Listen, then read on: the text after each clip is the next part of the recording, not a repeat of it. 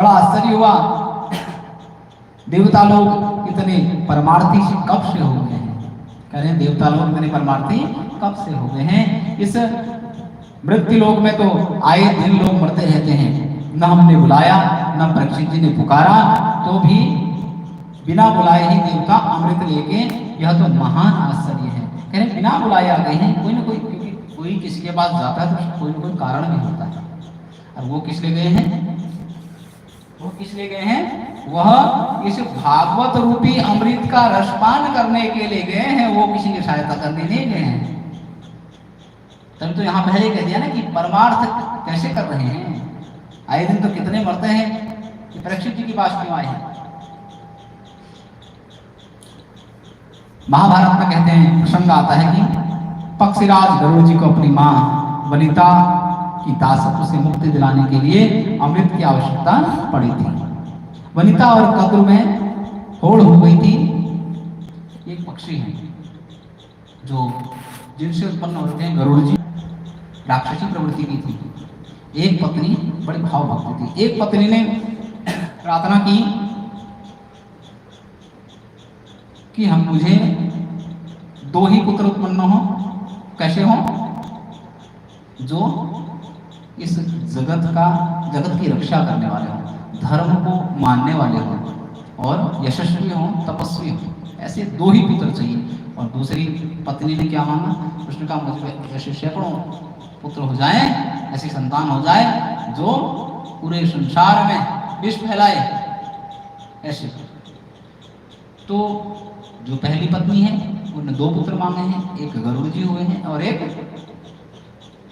अणिमा, जो एक सूर्य की पहली किरण होती है ना, वहां चले गई। उनका वो शरीर पूर्ण नहीं हुआ था, तो अपनी माता को श्राप देके तो जल्दीबाजी में ना 5-6 वर्ष लग गए थे। तो उस समय अंडाकार जो स्वरूप था उसमें से बच्चा बाहर नहीं निकला, तो माँ को चिंता होगी, उसने जल्दीबाजी में फोड़ दिया। क्या हो गया इसके अंदर, कहीं नुकसान तो नहीं हुआ। जैसे ही फोड़ा तो देखा वहाँ आधा शरीर बना हुआ था। आधा शरीर बना हुआ था, वो आधा शरीर बना हुआ था, वो श्राप दे गया और कहाँ चले गया, सूर्य भगवान जी के पास। और दूसरे जो पुत्र हुए हैं और श्राप दे के क्या गए हैं कि जितना मेरा तुमने पहले मुझे उत्पन्न कर दिया है, उतना ही समय और तुम्हें रुकना पड़ेगा, जिससे दूसरा जो तुम्हारा पुत्र है यह तुम्हें पूरा स्वरूप में दिखेगा, ऐसा श्राप देंगे।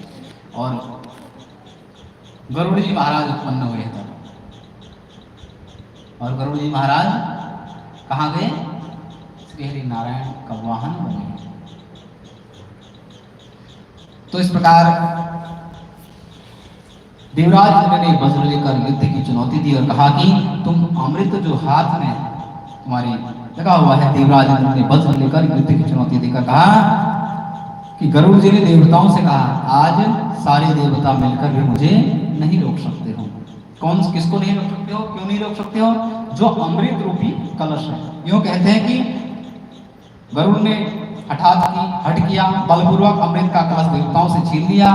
तब इंद्र घबराते हुए हाथ जोड़कर बोले, भाई तुम जिन सर्पों के लिए अमृत लेकर जा रहे हो, यदि उन्होंने अमृत पी लिया तो सर्वनाश हो जाएगा। तब दोनों के बीच समन्वय हुआ और गरुड़ जी ने अमृत लाकर सर्पों को दे दिया। दायित्व से मां को मुक्त किया और उसी समय इंद्र आकर अमृत का अपहरण करके अंतर्ध्यान हो गए।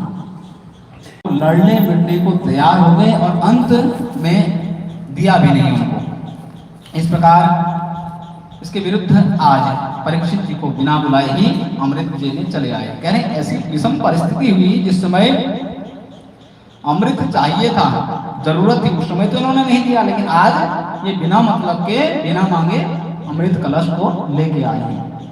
इसी बात पर सुखदेव जी को बड़ा आश्चर्य हुआ। तब देवताओं ने कहा, महाराज एक निवेदन हमारा भी सुनिए, यह स्वर्ग का अमृत आज परीक्षित जी को पिला दीजिए। इसके बदले में जो कथा अमृत आप इन्हें पिलाने वाले हैं वो हमें पिला दीजिए। इस मतलब के लिए वहां पर देवतागण आए। सुकार्य कुशला सुरा, अपने कार्य में बड़े कुशल हैं। कौन, सुरा, सुर होते हैं, असुर, सुर अर्थात देवता। तो देवतागण अपने कार्य को करने में और कोई भी चीज को पाने के लिए कुछ भी कर सकते हैं। अमृत कलश तक दे दिया है जो उन्होंने नहीं